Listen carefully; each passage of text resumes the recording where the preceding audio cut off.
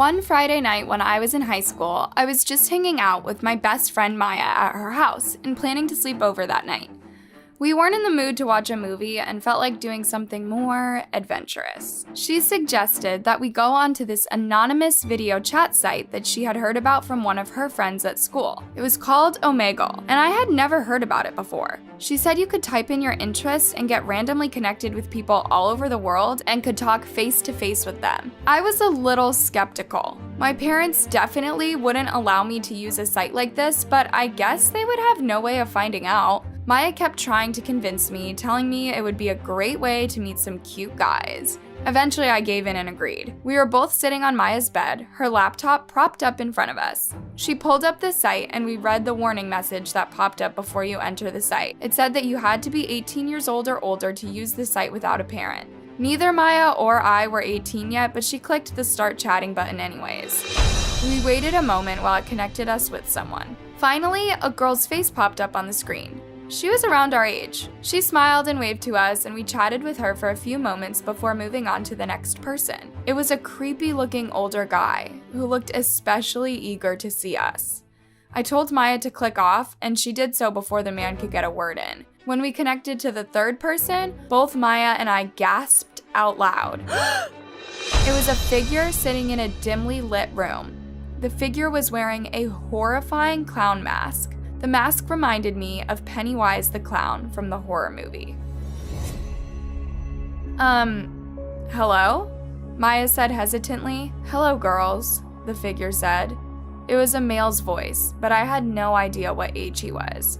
He was wearing a strange black cloak and matching gloves, so we had no idea what he looked like. The room he was in looked similar to that of a basement. There was no paint on the walls, and I couldn't see any furniture in the background. It was a creepy vibe for sure. He proceeded to tell us he was so happy that we were there, and it was a delight to meet us.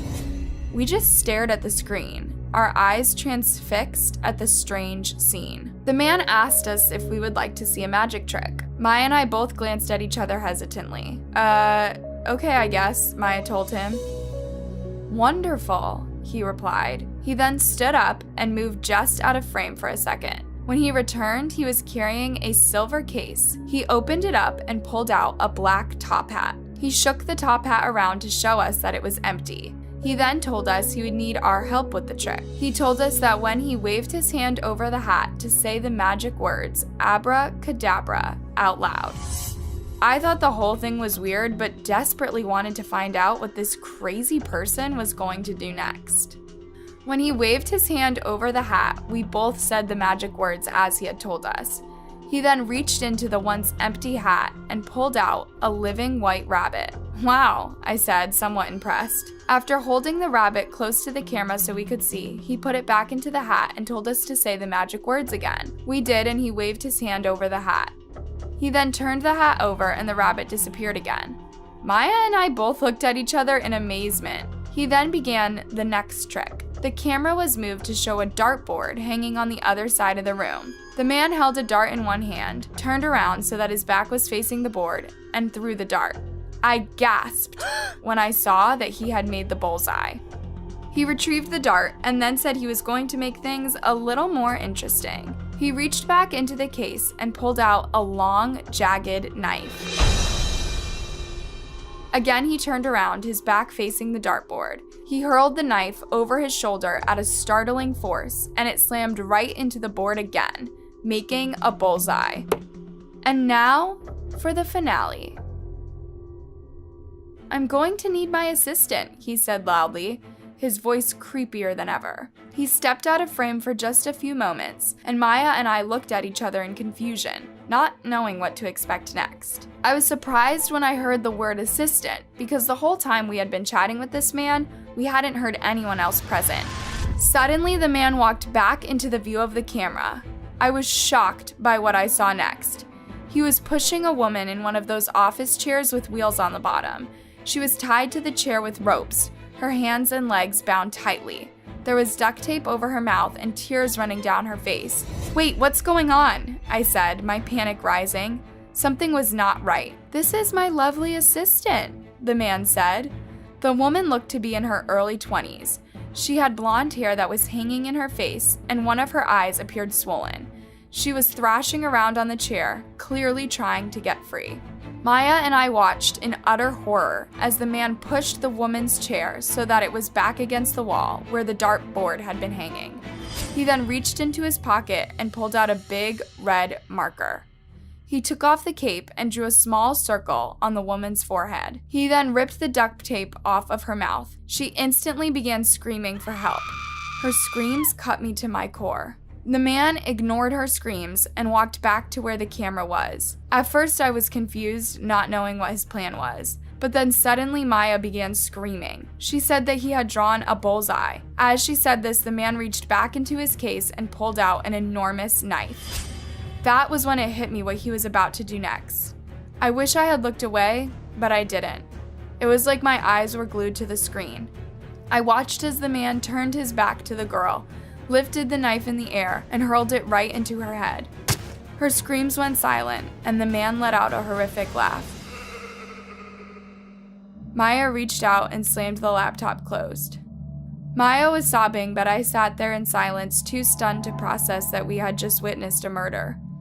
After she collected herself, she went and woke up her parents. After we explained to them what happened, they immediately called 911. We eventually had to go to the police station and describe in detail exactly what we saw. Maya had to turn over her laptop to the police so they could try to track the IP address. Months went by and they were eventually able to locate the suspect, who was going by a different name all the way across the country. As it turned out, the woman that we saw that first day was not his first victim. Several bodies were located in an abandoned warehouse where he had been seen. He is now, thankfully, behind bars.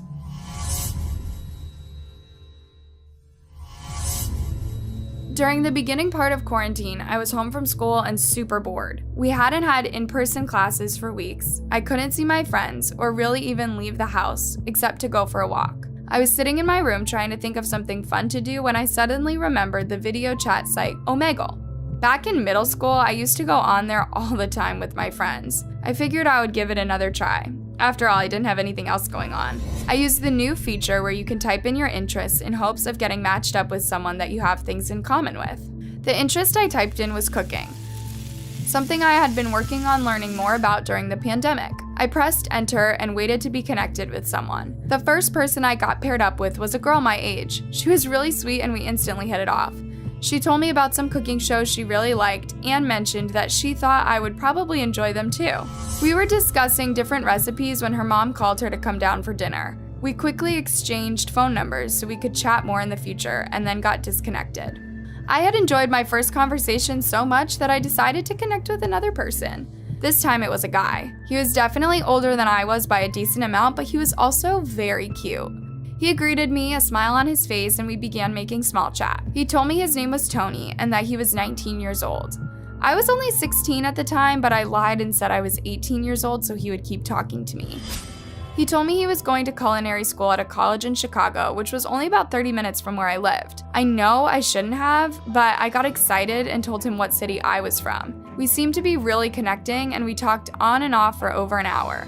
We ended up exchanging our Snapchats before disconnecting. The next day, Tony sent me a couple of Snapchats.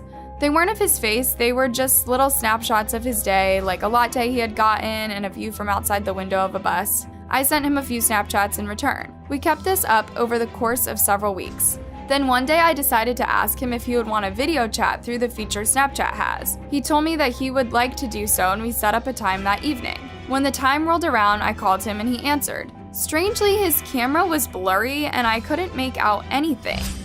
"Hello?" I said, but I didn't get an answer. While I was still connected, Tony messaged me saying that he had recently dropped his phone and he thought that it had properly damaged his camera and speaker.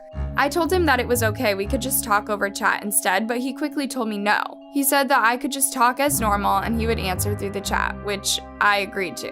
The conversation started out normal with us just chatting about our day and how it had gone, but then after a few minutes, it took a very weird turn. He told me how beautiful I was and how much he wished he could be in person with me right now. I tried to steer the conversation back to cooking, but nothing worked. He began to get more and more graphic, describing things he wanted to do to me. He kept getting more and more uncomfortable. I didn't want to be talking about these things, and after all, I knew that it was wrong because I was a minor. I told him that I should really be going and that I had some homework to work on. He immediately got super intense and harsh with me. "Don't you dare hang up on me," he wrote in the chat, and even told me that if I hung up, I was going to be really sorry. I started to get really scared, so I quickly disconnected and then blocked him on Snapchat so he could no longer communicate with me. I hadn't given him my phone number or even told him my last name, so I assumed that would be the end of it. He wouldn't have any way of finding me online.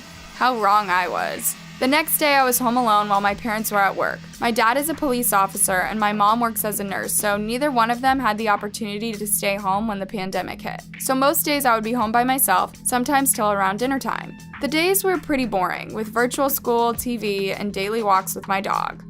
On this particular day, I was in the middle of Zoom school when I got a text from an unknown number. I opened up the message, and it was my full name in capital letters. Underneath it said, "I told you you would regret blocking me."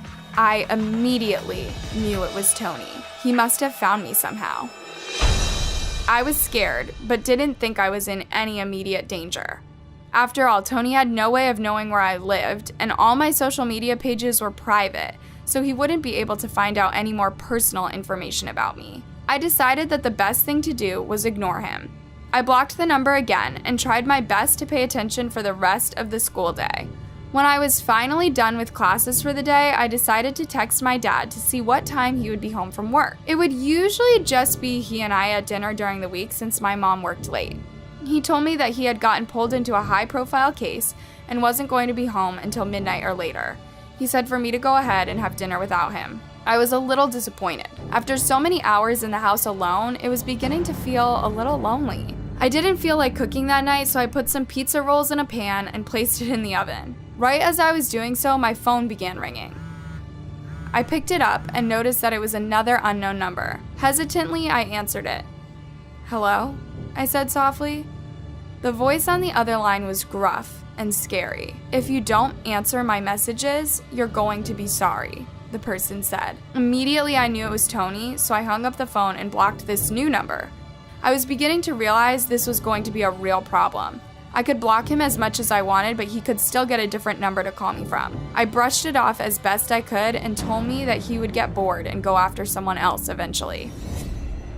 After having dinner, I cleaned up the kitchen and went up to my room to scroll through some TikToks. I was getting sleepy and about ready to change into my pajamas when all of a sudden there was a huge shattering noise that caused me to jump up with a gasp. I saw glass on the floor and quickly realized that someone had thrown a rock through my window, breaking it. The rock was large, definitely big enough to cause some damage if it hit me. I glanced at the rock closer and saw that it had a note attached to it. My fingers shaking, I picked it up and read it. "Open your front door now," it read in big, bold letters. I had barely finished reading it when I heard a loud, aggressive pounding on the front door. Immediately, I thought of Tony. He had come for me. I rushed to my bedroom door and locked it. I then grabbed my phone and dialed 911. I told the dispatcher I was in danger and needed help right away.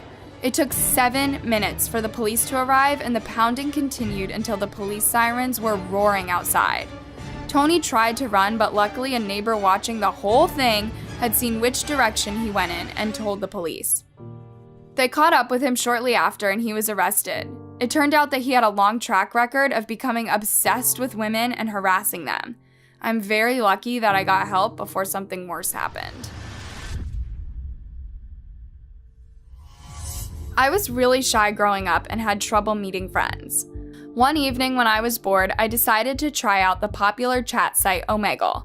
I decided to use the text feature as opposed to video. I always found that when I was texting instead of talking in person, I was less awkward because I had more time to formulate a response or think of something witty. I ended up getting connected with a girl who was the same age as me. Her name was Erin and she lived in California, the exact opposite side of the country as me. We ended up totally hitting it off and having a great conversation. I loved hearing about what life was like in California, a place I had always dreamed of visiting. Similarly, she liked hearing about life in New York, where I lived. We ended up exchanging numbers and we began texting on a daily basis.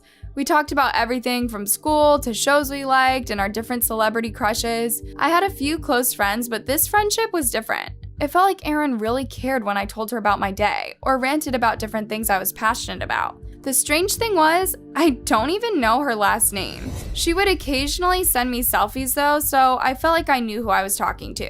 We talked nearly every day for a month. One day I decided to ask Erin if she would like to video chat. She said that her laptop camera was broken and that she was waiting to get it fixed. I brushed it off since this made sense at the time. Sometimes I would even send to her a selfie or two just so she could have an idea of what I looked like.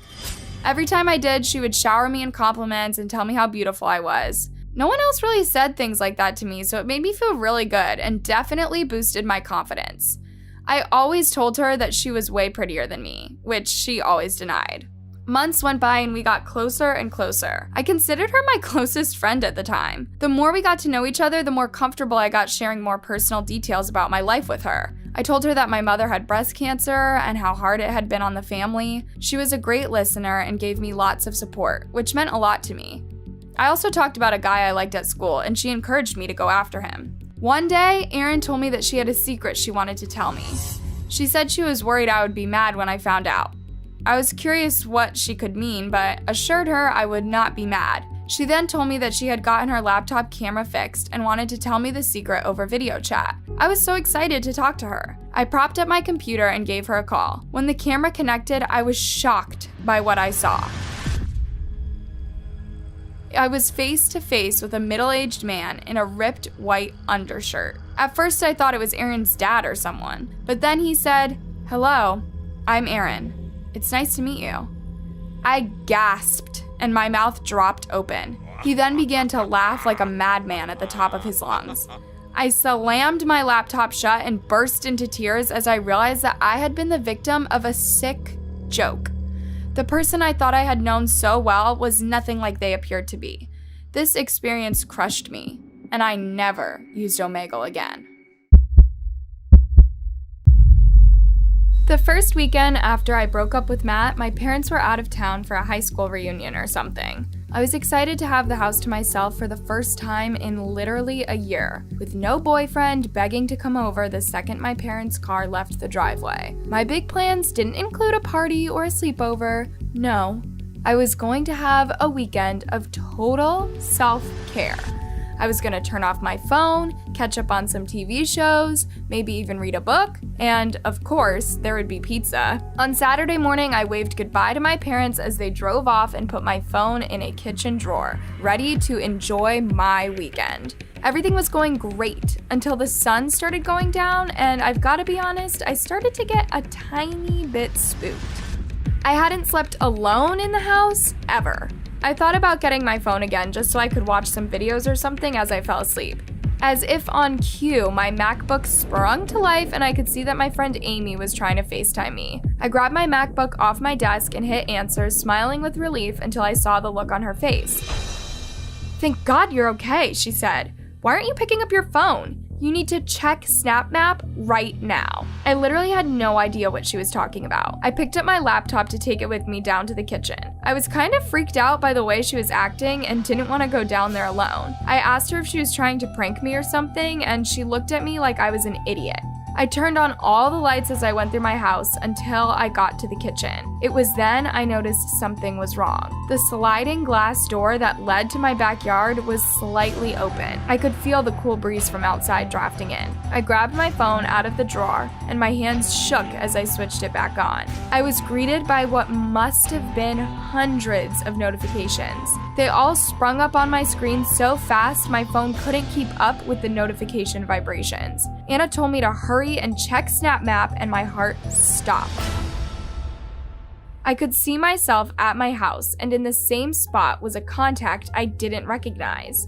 They had their Bitmoji dressed in all red, and the area surrounding me was lit up blue and green with an abundance of activity. I tapped my screen and watched in confusion and horror as my own house popped up onto the screen. The username of the person recording was househunting666. In the first clip, they were obviously standing at the edge of my backyard, filming me as I made dinner. That was a few hours ago. What the hell had they done since then? Over the next couple of videos, my suspicions were confirmed. They opened the sliding door, which I stupidly forgot to lock, and snuck inside. It gave me goosebumps to think that this person had been where I stood at that exact moment. They went through my living room, my dad's office, even the garage. How hadn't I heard them? And then they started walking upstairs. I could see the light from my bedroom coming out from the cracks in the doorway and even just barely hear the movie I'd been watching. My whole body froze as I watched them reach for my door handle with a gloved hand, only to pull back suddenly at the sound of my voice. That must have been when I got the call from Anna, which meant they were almost definitely still in my house. I could hear police sirens now getting closer and closer, but my eyes were still fixed on my phone screen. The person had watched me go downstairs with my laptop and started following me. Just as the video ended, I saw a flash and looked up just in time to see the figure illuminated in the doorway to the kitchen. I screamed. I screamed so loud my ears were ringing and ran as fast as I could out of the sliding door, slamming it shut behind me. I kept screaming as I rounded my house and burst through the side gate onto the front lawn, where cars were flashing blue and red, pulling up to the front. The cops ran inside and a few minutes later came out with a masked figure in handcuffs. I watched from the back of the ambulance as they patted him down and pulled a huge knife out of the pocket on his sweater. They then pulled his mask off and I couldn't believe my eyes. It was Matt. Later, he told the cops he only wanted to scare me because he was mad about our breakup, but that's not what the evidence said. He texted everybody he knew before he came to my place saying the same thing. I'm sorry for what I'm about to do. He won't be getting out for a long time, and I've removed my location from Snapchat. I always loved dog sitting for my grandparents. Since I was their only grandkid and lived a couple of towns over, they spent most of their time looking after their dogs, a pack of 5 pugs, all varying in age and origin story. Plato came from a long line of show-winning pugs, and Pig was found in a newspaper ad from the local shelter. Usually my mom was in charge of watching the boys when my grandparents went out of town, but now that I was 17, that responsibility was passed on to me. I also suspected my grandparents wanted to use it as an excuse to give me some money for college. I pulled up to their house and saw my grandpa lifting suitcases into the back of their car, ready for a week away at their lake house. They'd explained to me before that they would take the boys, except Percy had a habit of throwing himself off the dock. They brought me inside for a cup of coffee before they hit the road, and I was greeted with a chorus of pug snorts and timid barking. They took me through the walking and feeding routines, which dogs needed meds, and which were most likely to bite if I didn't give them treats quick enough. Didn't matter all that much, since they literally gave me a handbook complete with a timetable as they went out the door. Suddenly, without adult supervision in the house, I felt a little overwhelmed as my wrinkly companion stared up at me with some confusion and anticipation. Maybe they figured I was nervous and that if anything happened to them, my grandma would throw me over a cliff, and that's why they decided to take it easy on me. After a slightly chaotic walk and dinner, things were going pretty well, until they weren't. As I was texting my mom to tell her how well the first day had gone, I got a message on Snap from my friend Jake.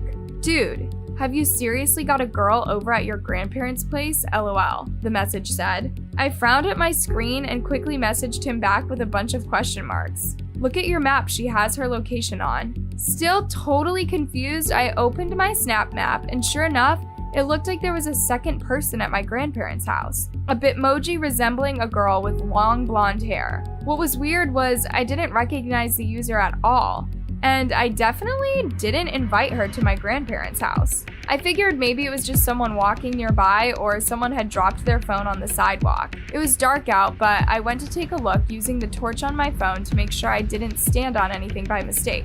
I searched around in the front yard for a few minutes but couldn't find anything. There wasn't even anyone walking through the neighborhood. I checked my map again and the Bitmoji hadn't moved, even though they'd been active just a couple of minutes ago.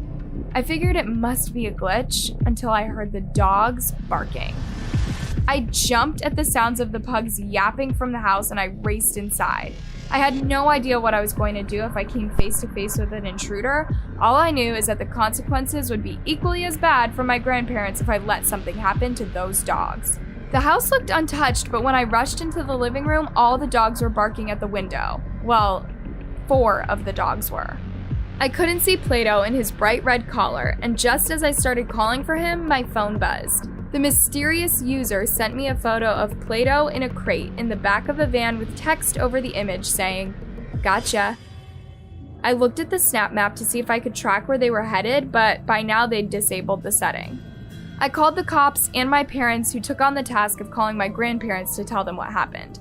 Of course, they were totally heartbroken, but at the same time, they were glad that they'd only managed to take Plato. The authorities couldn't trace who took him, the account was long deleted by the time they got involved, and they were totally off the radar. We'd come to terms with the fact that we'd never see Plato again until a couple of months later when my grandma got a call from a vet, saying someone had dropped him off with them.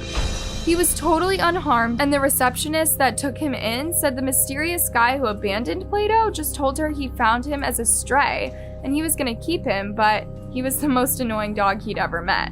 They never did catch the guy, and I never sat alone for my grandparents again. But at least Plato was home safe, and no one tried to trick me via Snap Map again. I've tried to tell this story 100 times, and every time I get a different response. Some people believe me, some call me a liar, but you can make up your own mind. I'd just moved into my first place by myself, and I was stoked. No more roommates or pesky neighbors. I was in my own little slice of heaven. I was shocked by how cheap the place was. An old stone cottage out by the sea with a ton of character and history. My closest neighbors were the seagulls that congregated on the sand dunes, waking me up with their squawking. Everything seemed normal at first. I thrifted and upcycled a lot of the furniture that I collected from Facebook Marketplace and thrift stores, a total cottagecore fantasy. I got most of my groceries from the farmer's market and even started baking my own bread. It took one little thing for all that to change. I noticed that things had started to move around.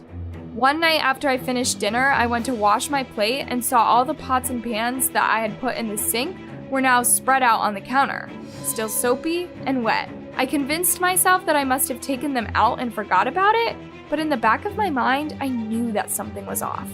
Over the next few weeks, things slowly escalated.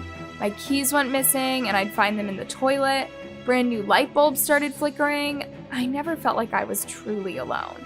It wasn't until I finally got my Wi-Fi working that things got really scary. I ran out of data a couple of days before, so I'd basically been off the radar. I started wading through my notifications on my phone, responding to messages and sending pictures of my newly decorated bedroom to my mom. Then I noticed something weird on Snapchat. I wasn't the only person in my location. I was one of 4. The other people at the location didn't have Bitmojis or usernames. They were just gray shapes. I figured it was a glitch at first, but it creeped me out, especially since there isn't anyone else for miles around. But then they started moving. Sometimes they were in the backyard or by the front of the house. Sometimes their Bitmojis were right on top of mine. It was after this discovery that things started to get worse in the house to the point where I was scared to sleep without the lights on. I could hear footsteps in the hallway, walking towards my door, and then they would stop when they couldn't get closer. One time, I swear I saw my door handle move. It's a good thing I always remember to lock my door. The last straw came when I went back to the city to visit my mom for the weekend. When I get back, I knew before I even parked my car that something was wrong. All of the doors and windows were wide open. The house was full of sea air and half my stuff was soaked from a rainstorm that happened while I was gone. I called the police and they were less than helpful. Even though I knew I'd locked everything before leaving, there was no sign of a broken window or door lock. Whoever opened them had a key. Since none of my stuff was missing either, there wasn't really anything to report, and they left without opening any kind of investigation. Their theory was that I had forgotten to lock every door and window when I went out of town and that the storm blew them open. I knew better. As soon as they were gone, I stormed back into the house. "This is my house," I shouted. "I live here now and you are not welcome here anymore." As soon as I said that, I wished I hadn't. It was like my house erupted. Everything started flying around me at once, and it was so loud and quick I was lucky not to get hit by anything. I got down to the floor and covered my head, waiting for something to hit me or for everything to go quiet. It could have been an hour later or a minute, but suddenly everything went quiet. I slowly lifted my head and it was like nothing ever happened. All my furniture was back in place, the doors and windows were closed, nothing had even looked broken, except for one thing. All of my kitchen blades and scissors were stabbed into my hardwood floors in a circle around me. I knew what a threat looked like, and I knew it was time for me to leave. Over a year later, I can't say I love my new apartment as much as that cottage, but at least I feel safe again. I'm still trying to sell the damn place, and even though I haven't been back since I moved out the furniture, I sometimes still watch the strange gray figures hovering around the lot on SnapMap. When I was in 7th or 8th grade, Club Penguin was all the rage. My friends and I all enjoyed going online at the same time every day after school and playing together. It was a simple concept, really. It involved earning coins, playing games, decorating our virtual igloos, and sometimes messaging with other users. One day I sat down at my computer and pulled up Club Penguin to play for a while before starting my homework. I checked the usual virtual places my friends and I would hang out on the site, but quickly realized they hadn't logged in yet. I decided I would play a few games to pass the time until my friends joined in. But just before I clicked to open a game, I got a message from another user. Most of the time, I would just chat with my friends while playing, and I didn't recognize this person's username, but I decided to open the message anyway. The conversation started as small talk regarding aspects of the game, but then started to get a little weird. The person wanted to know how old I was, what my social media pages were, and what I looked like. It's a strict rule in Club Penguin not to give out your personal information to anyone else on the site for your own protection. That's why my username had nothing in it that would give anything away about me, and my full name wasn't anywhere on my account that anyone could see. I had a bad feeling about the person who was messaging me, so I ended up blocking him and playing for another hour or so before eventually logging off for the day. I went to my room and got started on my homework. About 30 minutes or so had gone by when I got a text message from a number I didn't recognize. I figured it was just spam, but I opened it up anyway. My blood went cold as soon as I read the message. There was only 5 words, but it was enough to send a shiver down my spine. It read, "Why did you block me?" I knew instantly it had to have been the guy from Club Penguin. I had not blocked anyone else anytime recently. I decided to pretend not to know and texted back, "Who is this?" The reply came a short time later. It read, "You know who this is, Cassandra."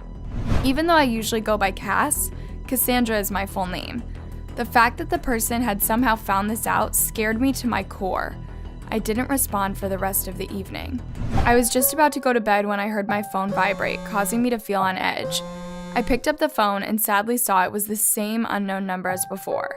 This time, a picture had been sent with no text. I clicked on it, horrified by what I saw. It was a photo of the outside of my school. It didn't look like any photo that could have been found online, but rather one that had been taken in person. I ended up telling my parents everything that had gone on, and they filed a police report. They traced the phone number to a middle-aged man who lived in a few cities over. He later faced a slew of charges, one of which was related to sending inappropriate text messages and pictures to underage girls. I am relieved to know that he is now behind bars. I'm a female gamer, so I have come across plenty of creeps in my day. But there is one story from back in high school that outdoes every creeper encounter I think I've experienced. I was a big fan of Modern Warfare, and there was a group of about 4 or 5 people I would play with on an almost daily basis. 3 of them were real-life friends of mine who went to my school, but a couple of others were just online friends who I never met. One of these people that I played with but didn't know in real life was a guy who I'll call Craig. Craig claimed to be in his early 20s, but just from his voice and the way he talked, I kind of got the feeling that he was older than that. Whatever, it didn't really matter to me as long as he was fun to game with. Things started out great and our group was a great team. But as time went on, things started to get a little bit weird with Craig.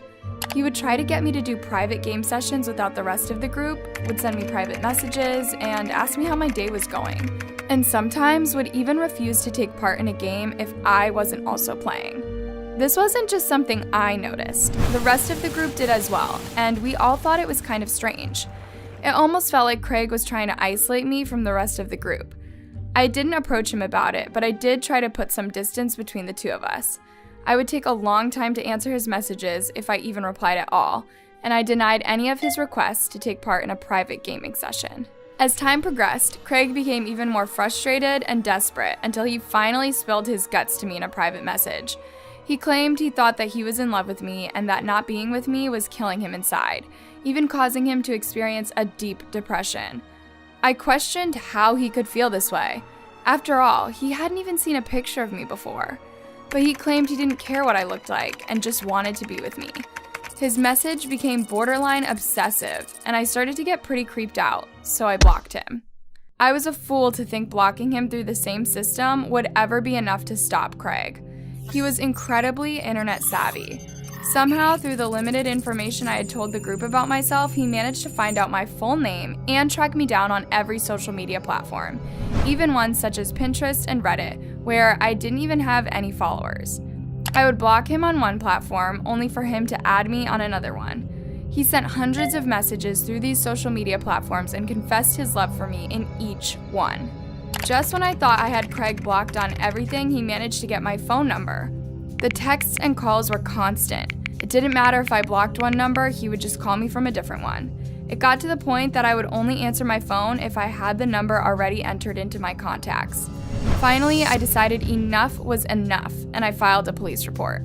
The police tracked the messages from Craig to a man who lives in Tennessee. Not only was he not in his early 20s, but he was middle-aged, married, and had 2 kids. His wife had no idea what he was doing behind her back.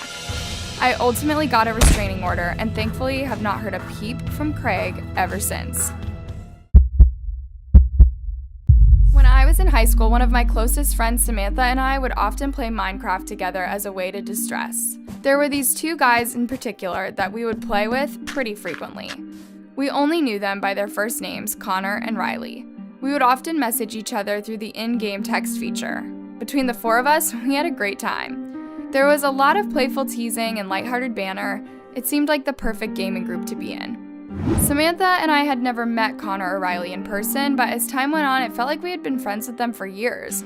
We spent so much time together playing and chatting, and we knew a lot about each other's lives. It felt like we were more than gaming partners, but actual real-life friends. We would always let each other know when we were going through something difficult in our lives, even as small as an upcoming math test we were worrying about. Sometimes we would chat about different entertainment-related topics like popular new movies or our favorite television shows. We ended up sharing each other's numbers and starting a group text that we would often communicate in. One day, the guys texted us saying that they were going to be only about an hour away from me in Samantha's city the following week. They were in town to visit a friend and thought this would be the perfect opportunity for us to all meet each other. Naturally, Samantha and I were ecstatic and totally on board. I know to some people it might seem crazy to feel comfortable meeting up with people we had only known through the internet, but it wasn't like that to us. We felt so close to Connor and Riley, and the fact that we would even have the chance to meet them in real life was like a dream come true. They told us that they were going to be having a party at their friend's house that Saturday around 8 p.m. and passed the address on to us. We told them that we would be sure to be there. When Saturday night rolled around, I told my parents I would be spending the night at Samantha's, and she told her parents that she would be spending the night at my house. Around 8 p.m., we set off in my car to the location we had been given. I started to get a bad vibe when the GPS guided us to a trailer park. I have nothing against trailer homes, but the guys had described a totally different scene to us. It was supposedly a large house with a pool and a bonfire out back. Samantha texted them to tell them that we thought we might be at the wrong place, but both guys responded telling us to keep following the GPS and we would end up at the right spot without any problem. We did as we were told and ended up in the parking lot of a dilapidated trailer home. We were both too scared to go in and at this point had a suspicious feeling about the whole situation. Just as Samantha was calling the guys to verify we were at the right place, 2 scary middle-aged men ran out of the trailer home and made a beeline towards our vehicle. We both screamed out loud and I began to back out of the driveway as quickly as possible. The men followed us for a good distance until we were finally able to lose them when we hit the highway. I ended up telling my parents everything and they filed a police report, but the men were never found. Samantha and I blocked both of the guys online and luckily haven't heard from them since. During my junior year of high school, nearly all of my friends had boyfriends, and we're all talking about prom coming up. The event was still several months away, but a lot of girls had already picked out their dress and decided what hairstyle they were going to do. I was shy and had never really had a boyfriend before.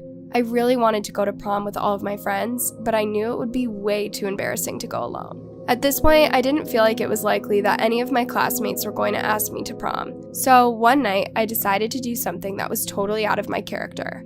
I downloaded a dating app and made a profile. I always got so nervous talking to guys in person, but maybe if I had time to think and type out perfect responses, I would be more successful this way. I adjusted the settings so that only people my age that lived in the same city as me would be able to message me. I picked out the most flattering pictures of myself that I could find and began clicking through different profiles, swiping right on a few guys that I thought were cute. Surely one of them would be interested in me. I made myself wait a whole hour before going back to my phone to check the app. I was thrilled to see that I had gotten a match. The guy was super cute with curly brown hair, blue eyes, and adorable freckles. He didn't put his full name on his profile, just his initials, AJ. I clicked on his message, excitement bubbling in my stomach. He said he thought that I was pretty and wanted to get to know me better. I typed back a response telling him I thought he was cute and was open to talking. It was like an instant connection. Our conversation flowed so effortlessly. I had never had such a good time talking to a boy before. He told me that he went to one of the local private high schools not far from where I lived. He was on the baseball team and worked part-time at his dad's restaurant. When he got to college, he wanted to study to become a sports reporter. I told him about how I was hoping to get a scholarship to study to become a veterinarian in college. We talked for hours about everything you could think of, from our favorite books and movies to our favorite ice cream flavors. I stayed up well past midnight that night, texting away. As the weeks went on, AJ and I continued to get closer and closer. I was working up the courage to ask him to prom, but felt like it still wasn't the time. After all, we had just started talking, and we hadn't even met in person yet. One night, I asked if he would want to talk on the phone. That way, we would at least know what each other's voices sounded like. But he told me that he shared a room with his younger brother, and would be embarrassed to talk around him. I understood this and just shrugged it off. As time went on, it was getting closer and closer to prom, and I knew I needed to figure out my plans if I was going to get a dress in time. I suggested to AJ that we meet up somewhere. This would allow me to bring up the topic of prom in person and for us to hopefully get to know one another better. I suggested we meet at a local ice cream place, which seemed like a good neutral location for a first meetup. AJ agreed, and he told me he would pick me up on Friday at 7 p.m. I was ecstatic. This was about to be my first date, and how sweet it was of AJ to offer to drive me. When the night of the date arrived, I spent forever picking out the perfect outfit. I changed several times to get just the right look. After spending way too much time on my hair and makeup, I sat by the window to look for his car. He told me that he drove a black Honda and would pick me up right in front of the house. He apologized, saying that the lock on the passenger side door was jammed, so I would have to sit in the back. I told him it was fine and I didn't mind at all. When I saw AJ's car pull up to my house, I tried not to look overly excited as I walked outside. I opened the passenger side door and jumped in, a little bit nervousness in my stomach. I was surprised to see that AJ didn't say anything or turn around to greet me when I got into the car. He simply began driving. I couldn't see his face, just the back of his head. I craned my neck up to catch a glance at him in the rearview mirror, and my heart nearly stopped. The man driving the car was not AJ. He was way older than me and looked nothing like the pictures on the dating profile. Had I gotten in the wrong car? Was this someone else's Uber that had picked me up by mistake? I spoke up, telling the man that there had been some kind of mix-up. He assured me that there was no mix-up and that he was exactly who I was supposed to meet. My blood ran cold as the realization finally passed over me. I had been catfished. I couldn't believe how stupid and naive I had been, missing so many red flags over the last couple of months. Now I had gotten myself into a scary situation I had no idea how to get out of. This was the kind of story you heard on the news, but I never thought it would happen to me. The man told me to pass him my phone, which I did, not wanting to anger him in any way. The man was silent as he drove and drove for miles. I was too scared to say a word, but thought only of how I could try to escape. There were child locks on the doors, so jumping out of the car wasn't going to be an option. I couldn't call 911. I would have to wait until whenever we reached our destination to make some kind of run for it. The man drove through the countryside and pulled up to what appeared to be a farmhouse. There were cows and chickens out in the pasture, and what looked to be a pretty well-kept home. My captor parked the car and got out before coming around to my side. He opened the door and pulled me out by the arm. He pulled me inside the house and sat me down at the kitchen table. There was no one else in sight. He offered me food and water, which I refused. This seemed to frustrate him, and he sat down at the table next to me, a desperate look on his face. He told me that he knew that I wasn't exactly what I was expecting, but he still thought we could be friends. He told me that we had so much in common and that he never met a girl as interesting as me. I was disgusted and shocked. This man was clearly deranged. He was easily decades older than me and wanted to date me. The only positive thing I could find about this situation was that the guy didn't seem like he wanted to hurt me. It just seemed like he was obsessed with me. My captor was desperate to show me how much he wanted to be with me. He guided me to his bedroom, telling me he had something to show me. When he opened the door, I felt my jaw drop when I came face to face with hundreds of pictures of myself. The walls, ceiling, every surface of the room was covered in pictures from my dating profile. He asked me if I liked it, and I nodded, deciding that was my best option, was to just act like I was open to being with him. We sat down in the living room and I began to come up with somewhat of a plan. I told the man that I was thirsty and I wanted a soda. He seemed eager to fulfill my request and got up to make his way to the kitchen. The second he was out of sight, I ran to the same door that I had come in from, fumbled with the lock, and managed to swing it open. I could tell by the creaking sound the door made when it opened that the man would have been able to hear it from the other room. I took off running across the long yard and took off down the street. I heard the buzz of a pickup truck in the distance and knew he was coming after me. I had no idea where I was, but I knew I just needed to put as much distance between myself and the man as possible. I saw a wooded area and ran towards it, knowing the man would never be able to get through the woods unless he did it on foot. I stumbled through the dense foliage, tripping a few times. After running for what seemed like ages, I came to a clearing. I saw a small, tidy-looking cottage and an older woman out front of it watering her flowers. I sprinted towards her, telling her that I had been abducted and needed help right away. The woman took me inside her house and called 911. Her husband stood guard by the door with a gun in case my captor tried to get in. In less than 15 minutes, the man was found and arrested. I came out of the situation shaken up and somewhat embarrassed, but okay. While it may work for some people, I don't think online dating is for me. If you're wondering, I did end up getting a date to prom that year. A sweet, quiet boy from my math class asked me, and we're still dating. As for my catfish, I won't ever have to worry about him, as he'll be in jail for many years to come. My warning for you is that with online dating, not everyone is who they seem. What would you have done in this situation? Was she lucky to get away? Drop a comment and don't forget to like and subscribe. Until next time, sleep tight and I've discovered a horrifying truth, and now extinction may be the best hope we have. I know it sounds crazy, and yes, the things I now know may be too much for our species to grasp, while the effects of your mind shattering might ultimately serve humanity's greater interests. I suppose the part of me that remains human still poses some morbid, misplaced sympathy for the ignorant. After all, I've lived countless lifetimes blissfully unaware that we, as a species, are trapped. Not quite dead, but doomed in a purgatory-like state that, unless we intervene, will persist until all the stars in the sky go dim, and perhaps even beyond. Even so, this is the only reality we've ever known, and I can't help but understand those who'd simply prefer not to know. I only pray that our jailer doesn't realize what I've done here. For all I know, it can simply unmake every bit of progress I've suffered for, or even alter my memories and turn me back into one of the blissfully unaware meat puppets to which humanity has been reduced. I've eluded discovery so far. I just need to make enough people aware so that we can do something to change our fate. Well, if you're still here, you're either ready for the truth, or I'm about to break another mind.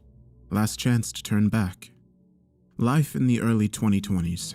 That's where we are right now, right?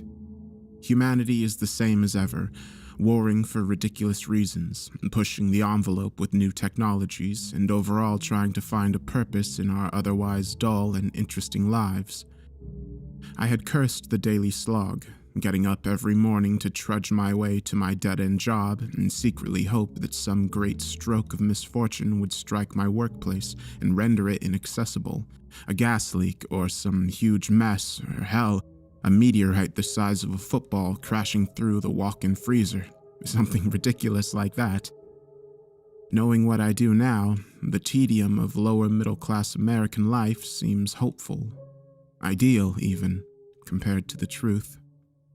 It was at this point that I first became aware, at least, when I first began to peel back the layers of the veil of lies which compose our entire perception of the world around us. I was walking to work one morning, across the road in what I like to call mid-rural Florida. It wasn't all farmland and hillbillies, but the nearest Walmart was a good 15 minutes away. A sleepy town at the edge of the suburbs, but before you hit the trailer parks, creepy farmhouses, and swamps. Still, quiet as it was, some things were the same no matter where you went. Maybe he'd been driving too fast for me to realize he was coming, or perhaps I'd simply fallen so deeply into the motions of the daily grind that I'd just mechanically wandered into the crosswalk without even looking. Neither determination would have changed the outcome as the dark-colored SUV plowed into my soft, frail human body. It's true what they say. When you come close to death, everything just stops. For a moment, I even thought the driver had slammed on his brakes and barely nudged me, but the sensation of the life slowly draining from my swiftly breaking body made it all too real. This was what dying felt like. I caught the driver's eye in the split second we shared during the final moment of my life. Terror flashed across his gaze, as it did mine, before the light drained from the world and all sensation except for the dullest, most disconcerting muted thud of impact left my perception. Dead on impact, I'm sure the autopsy would have said. Barely enough time to even register the pain. This is it, I remember thinking now, though at the time I was surprised I still had such capacity for thought. Bring on the pearly gates or the fiery abyss. Nothing stopping it now. I'd never been a religious man. Perhaps that's what ultimately kept me sane through this whole ordeal. For just a moment, I became aware of something. Sensation, movement. Not like someone was hefting my unmoving corpse onto a stretcher or anything. This was a manual limb control. Locomotion. My arms, my legs, but I wasn't in control. Everything was dark, and there was only a faint clattering sound like needles tapping on glass. Discontinuity followed, and as far as I was aware, I was alive again. Only I wasn't me. I wasn't actually aware of anything that just plowed my awareness from a mangled corpse into a new working body. I was, well, let me stop before I get hung up on who I actually am, or was, for that matter. It'll be irrelevant before long anyway. All you need to know is that I was reincarnated. We all are, it seems, but not in a manner you've come to expect. I wasn't reborn so much as I was inserted into another body roughly the same age as my past self. New identity, new memories, new me. Completely seamless, without any knowledge of what had just happened. At least, at first. Life carried on like I'd never met my end at the business end of a speeding motor vehicle, and my existence on the complete opposite end of the world seemed as normal as ever. Until, of course, humanity exemplified both its lust for destruction and its unearning frailty once again. My next death came at the hands of a homeless man on the streets of Moscow. He'd asked for change that I simply didn't have, and responded with an empty bottle of vodka to the back of my head when I relayed this to him. Once again, curtains of darkness drew over the world, and I became distinctly aware of being someplace other than the cold, snowy streets of Russia. Even more perplexing, I remembered the car accident. Every little detail of the wreck that had claimed my previous life was as fresh as if it just occurred. Before I could even think to puzzle over this, I felt this dark world slip away. but not before I heard the odd clattering sound again. I went through many lives after that, in many places. Africa, Asia, back in the US. I can barely remember most of them. It seems like only violent deaths can bring me back to that horrible place beyond the terminus of life. But through it all, I began to piece some things together, and the dark world that lingered in my perception after death became more clear. After a particularly gruesome death, courtesy of a pair of wild dogs in Australia, I, of course, returned to the world beyond. Only this time, something changed. I could see. For the first time, whatever passed for eyes in this body of mine could sense the world around me. I couldn't control where they looked, nor did I recognize the dark amber walls surrounding me, but I could finally see just where I went after each bloody death. I could tell that it was dark, but my eyes were accustomed to it, perhaps built for low-light environments. I could also move, but I was not in control of my motions. At this point, I was a prisoner in this body, peering out through alien windows as whatever contained my consciousness moved about these dark, yellow-orange tunnels. The walls themselves looked almost organic, chitinous or resinous maybe, slightly shiny, like they were wet. I couldn't feel anything, but once again I heard the tapping, tinking, clattering sound. I heard it in the distance and very close every time my body walked. This surreal experience lasted maybe 15 minutes, providing a short-lived tour through the strange alien tunnels before I was pulled from purgatory and back into life. Again, my recollection of this place ceased until my next bloody death. Again, my perception of it grew stronger and continued to do so each time my life came to an abrupt and violent end.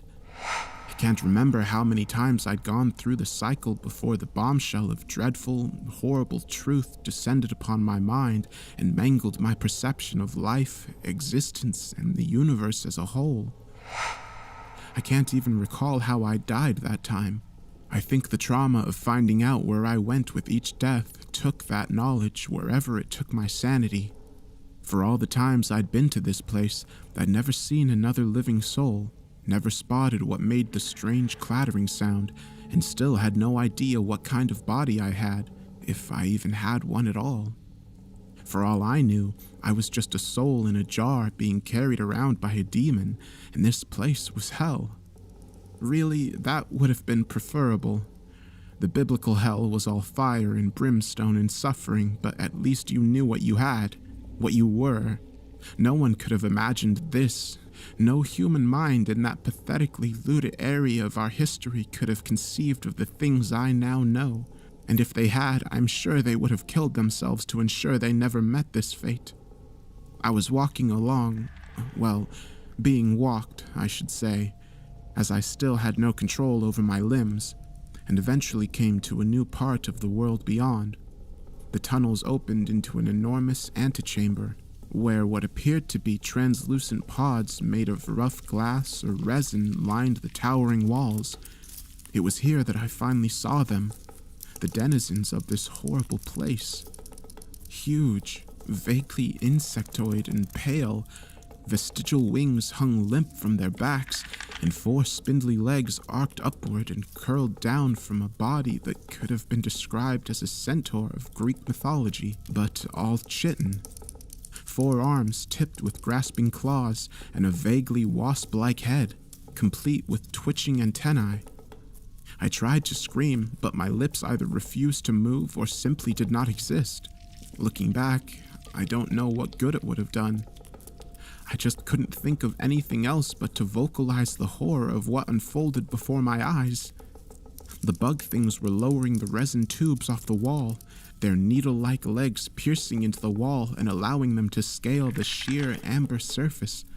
Here, the clicking and tapping sound was at its loudest, and I realize now what it was, the tapping of their feet against the resinous floors and walls. There must have been thousands of them in these caverns. Panic rose in the phantom space that might have been my heart as I was made to approach the wall. Up close, the things were just as pale and grotesque as anything else you'd expect to find in a near lightless environment. There had to be a dozen in the room right now, some coming and going as they worked to peel open the tubes and retrieve some unseen treasures from inside. Many of the bugs appeared to be injured or damaged in some way, their carapaces pocked with holes, some missing entire limbs. Whatever the cause, they appeared entirely unconcerned with their wounds. I stopped at the foot of the wall. I suppose I should have put two and two together by this point, but my mind refused to accept the theory stringing together in my mind. I watched a bug thing higher on the wall pass a tube down to a lower one, then one even lower, then to me. 4 chitinous graspers took careful hold of the tube and, with unimaginable strength, hauled it aside and set it down. My mind spun as I witnessed the hands, the ones attached to this body from which I viewed this horrible world, tear into the resinous membrane at the front of the tube. Only when my body tilted forward so it could view its own handiwork did I finally realize the truth. Large, compound eyes, wasp-like face, complete with antennae, sharp, pincered mandibles. This was me. My face, my body, my hands, my prison. I think the shock of my realization awakened me to something. As sensation began to creep into my horrible, clawed extremities, I begged for it to go away, to retreat into the recesses of whatever veil had held it back. This couldn't be me. I was a human being. This was all some horrible pre-death nightmare that only seemed quite so long because of the time distortion we experienced in dreams. My death at the intersection was my only true death, and I was just dreaming the rest of this. Just dreaming. But the sensation persisted. No veil of darkness swept the world away, and no beam of light carried me to the heavens and away from this hellish world. I watched helplessly as the resin glass was torn away, and a dazed but otherwise seemingly unharmed human came into view. The clawed hands, which I refused to call my own, made quick work of that, piercing into the man's corroded artery, producing a spray of blood and a gurgling sound I had previously figured exaggerated for gory movies. It tore into that body, dissecting flesh and bone with its powerful claws, ripping viscera apart and completely dismembering the human corpse. The sensation of human body parts squishing under my fingers made me want to vomit into the ethereal void that was my existence. Other workers approached and began to cart the mess of organs, limbs, and tissues away. My body carefully took the head in its hands, its claws effortlessly snapping off the jaw, ripping flesh from bone and cracking the skull in just the right way to remove the intact prize waiting within. The brain. It discarded the rest of the head, tossing the remnants into the open chest cavity of its victims, which another drone casually hefted into its impossibly powerful arms and began to cart away to places unknown. At this point, the darkness began to return. Despite my terror, I fought against it, clawed at the awareness of this world, desperate and horrified to show where this hellish rabbit hole went. I think something broke that time. Something in the system of life and death as it had been for humanity for, God, I don't even know how long now. I awoke to my new life, a flood of memories threatening to overtake me. A woman sat across from me at the table, and 2 children looked on vacantly. I nearly choked on the pasta in my mouth, and some words sputtered out an apology, in Swedish, I think, but I can't tell. No one looked at me. I hastily excused myself and stumbled upstairs toward what I vaguely recognized as my bathroom. The tunnels, the bug things, I could still remember them. Even now, death brought me back here, so to find out what happened, I needed to die. And it couldn't be clean either. I dug through the drawer and found a large pocket knife. My mind raced. What the hell was I going to do? Yes, I had to know the truth, no matter how horrifying, but at what cost? Through the haze of broken, disjointed memories half inserted into my addled brain, I realized that the woman downstairs must have been my wife, and those children. God, I couldn't even think of it. It wouldn't just be my life I was destroying. As I struggled to make my decision, however, I realized something. They hadn't reacted at all when I'd stormed off from the table. None of them had even looked at me. I went back downstairs and peered around the corner. They were still there at the table, my wife and 2 kids, mechanically forking noodles into their mouths. There was something horribly inhuman about the way they ate. I called out to my wife, but she didn't answer. I yelled to her this time. Still nothing. What the hell was going on? More fascinated than concerned, I hurried into the kitchen and smacked one of the kids in the back of the head. He didn't even flinch. He just kept eating. When I slid his plate away, he just reached his arm out further. Not a single one appeared to realize I was there. I'd seen enough. Whatever this was, it sure as hell wasn't the answers I sought. I brought the knife to my throat, held my breath, and did the deed. The pain surging through me as the blade pierced my carotid artery distracted me from the compulsion to stay in this place, to embrace the lie and forget the horrors I'd seen, but I couldn't. I had to go back to the truth to see where it all wound up. It didn't take long for me to bleed out. Sure enough, my consciousness returned to the inside of the wasp thing in the tunnels. It had made its way to another part of the structure, to what I could best describe as the end of an assembly line. Hundreds of fresh, new workers, free of any blemishes or wounds, sat lined up on the floor, their bodies rising and falling with their respirations, but otherwise inert. My organic prison skittered toward the nearest drone and, grasping the human brain in one hand, took hold of the new drone's head and pried open the back plate of its chitinous exoskeleton. The damn thing had a hollow head, save for the end of a spinal column. My hands carefully maneuvered the fresh brain into the drone's head, setting it atop the spine. Another hand went to my mouth, where a glob of sticky green mucus was coughed up. The taste brought on another phantom gag reflex. I couldn't even begin to describe it. This disgusting snotball was slathered around the base of the brain and spine, and the new drone's head was closed up. Its body twitched a couple of times, then went full-on grand mal for half a minute. All the drones in the room stopped, but I hardly even noticed. The psychic scream ringing in my head was enough to drive me teetering back to the realm of the living, but I somehow managed to hang on just long enough to endure it. God, I wished I hadn't. Memories flashed before my eyes. School children, homework, a first kiss, maybe.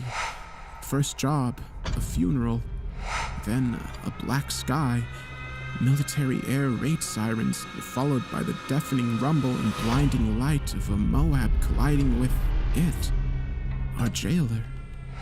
I woke up in a human body once again. Just like last time, I was thrust into a brand new life already in progress. Now, however, I didn't have to fight away the new memories. They came and they found their place, but they were foreign, irrelevant. The truth had firmly burned itself into my real brain, the one sitting in the once vacant skull of the mass-produced drone, birthed by an entity humanity never had any hope of defeating. The woman who must have been my wife shifted and turned toward me in our bed. She asked me what was wrong, and I responded effortlessly to her in French, telling her I was fine.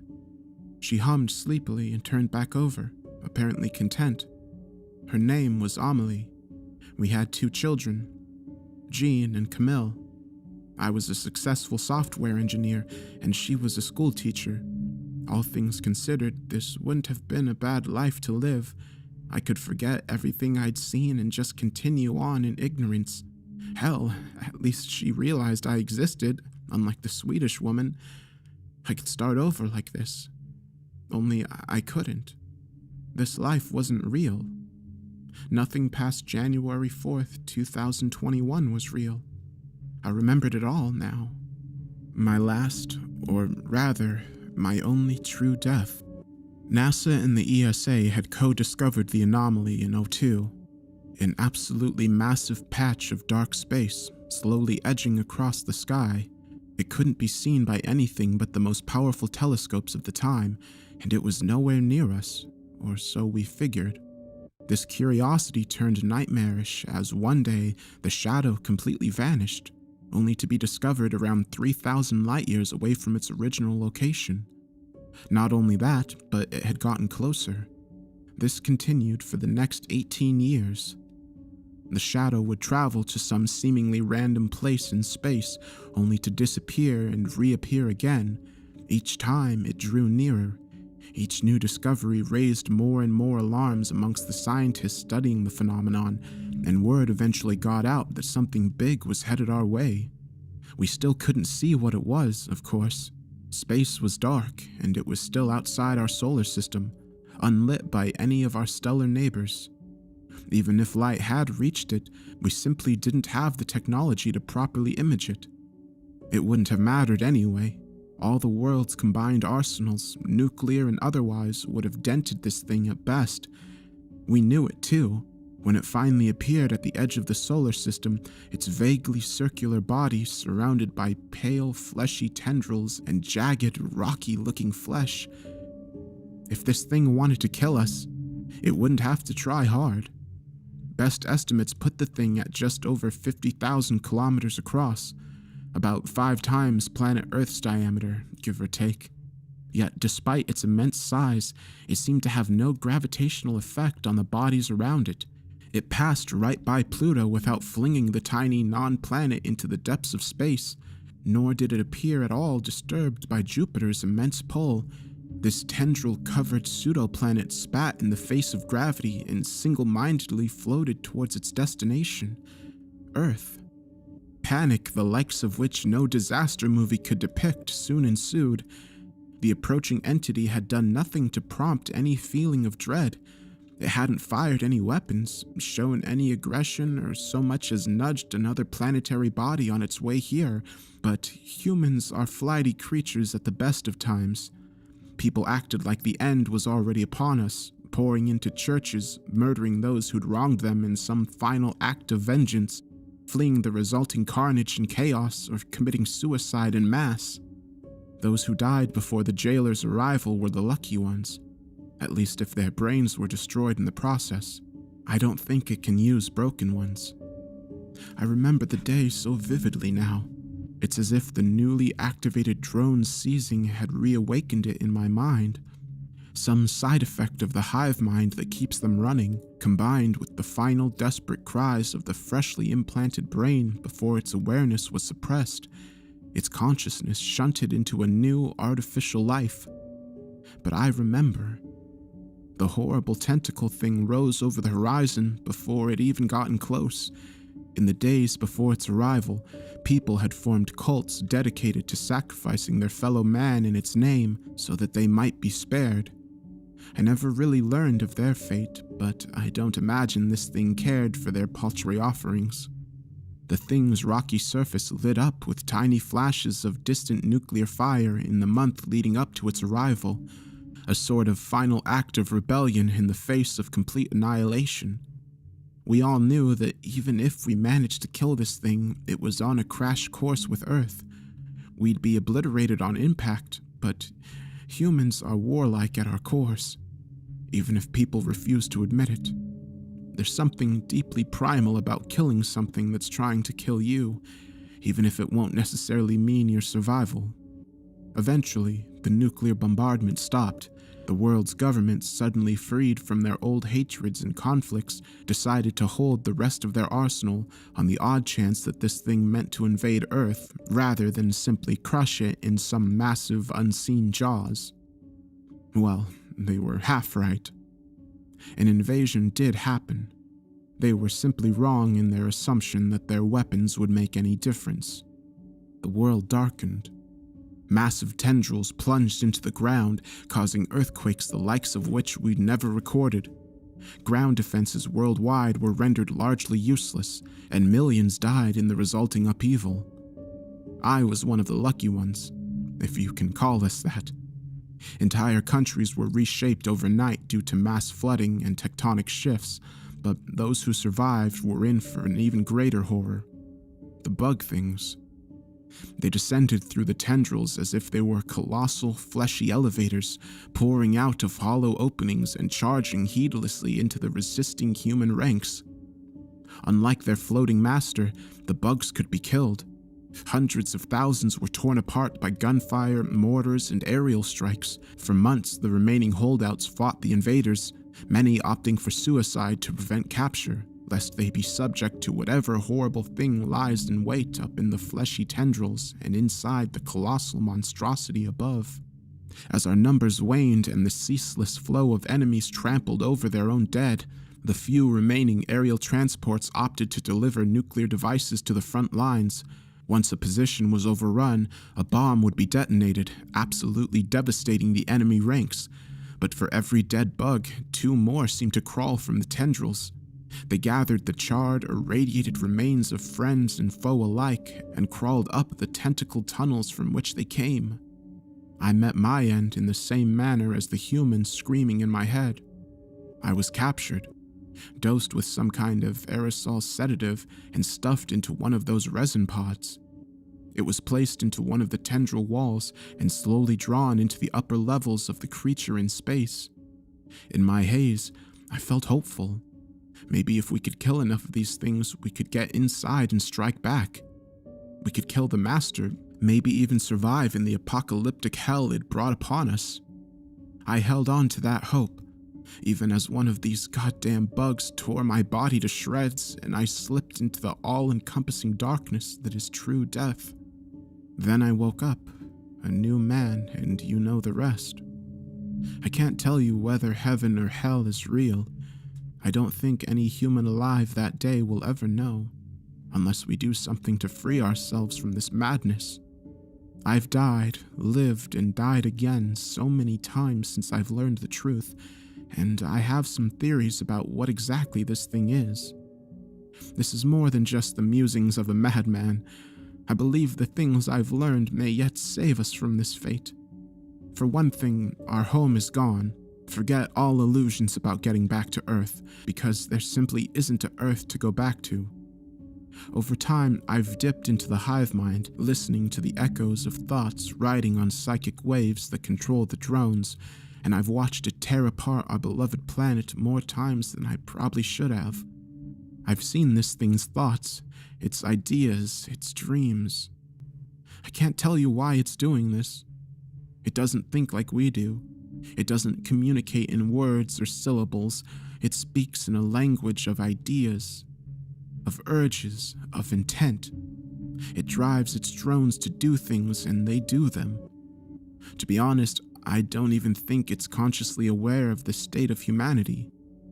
In my push to understand this thing's mind and comprehend its thoughts, I haven't come across any impression that it does anything but maintain the illusion in which we all live. But therein lies the tiny sliver of hope I've managed to dredge from the depths of my broken mind. Something this big and this powerful expends a lot of energy. Even its means of teleporting through space, a mechanism I still fail to understand, can't bring it to its destination instantaneously. It coasts along in space in a dreamlike state to preserve what energy it has, using its drones to process organic material from the species it harvests. Yes, that's species, plural. We aren't alone up here. Not only did this thing take every living human from planet Earth, it also consumed all the plant and animal matter it could find, every last scrap of mineral-rich earth it got its tendrils on. But more than that, there are other minds up here. Minds which were here before humans were taken. Minds from other worlds, trapped in similar illusions to ours. For now, they seem to be unreachable, but I believe that if we make enough humans aware, we can save them too. That brings me to my plan. And stay with me on this. I'm alive right now. Well, in the facsimile of life they call planet Earth in 2020. I've written these notes in just about every language known to man, having lived through so many lives already and retained so many memories. For now, this plan is safe from the prying eyes of our jailer, as it's still asleep, scanning the cosmos with senses indescribable to human minds in search of new life to absorb. Why it does this is still beyond my understanding. Maybe it's a living vacuum cleaner, sucking up the garbage of life in the universe. God only knows we'd qualify. Maybe it's some sick and twisted means of cataloging life and preserving it before it's wiped out by some cataclysm. Or perhaps it's completely meaningless, like all life, and the universe is just cruel and unforgiving and horrifying in ways we could have never comprehended. I suppose we'll never know, but there is a way out. You have to die. Not only do you have to die, and gruesomely so, but you have to kill as many people as possible, brutally, violently. Take as many lives as you can, as often as you can, and spread the hell out of this message. I know it sounds insane, and I hope it is. God, I hope I've just done a metric ton of drugs and been delirious for the past decade. Anything would have been preferable to this hell. But you have to believe it. Surely you've seen the signs already. Flickers of memories from past lives, sensations of déjà vu, and the sense that half the people around you are just facsimiles of human life, waiting for a soul, a mind to be implanted. That's why we're stuck into already set lives after we die, because this thing has invented them for us already. There are empty shells of human beings, like my Swedish family countless lives ago, wandering this pseudo-Earth every day, just waiting for some fool to kick the bucket and fill a new role. And it's so seamless, it's almost perfect. Almost. I leave you with this plea. Do your part to save humanity. It's our only hope. Not for survival, but an end to our imprisonment. A species-wide mercy killing to free us from the false reality in which our minds are held captive. And I know you're asking, why would I want to know all of this? Is ignorance not bliss if the alternative is just watching myself chop people up and feed them to a giant space monster all day? Well, maybe. But here's the juicy part. Recently, I've made a startling new discovery. I was testing the extent of my senses in my drone body. I found that I was able to wiggle the end of my antenna. Just the end, just a little, but like an arm you've slept funny on that's gone numb overnight, that little wiggle paves the way for greater motion. And if this thing stays asleep long enough for more of us to become aware, well, we could do a lot of damage given the right circumstances. Live as a slave or die free. We've made that choice as a species time and time again. Why not partake in one last rebellion? One final collective middle finger flipped at the universe that decided we weren't good enough. I'll see you out there, friends. Happy hunting.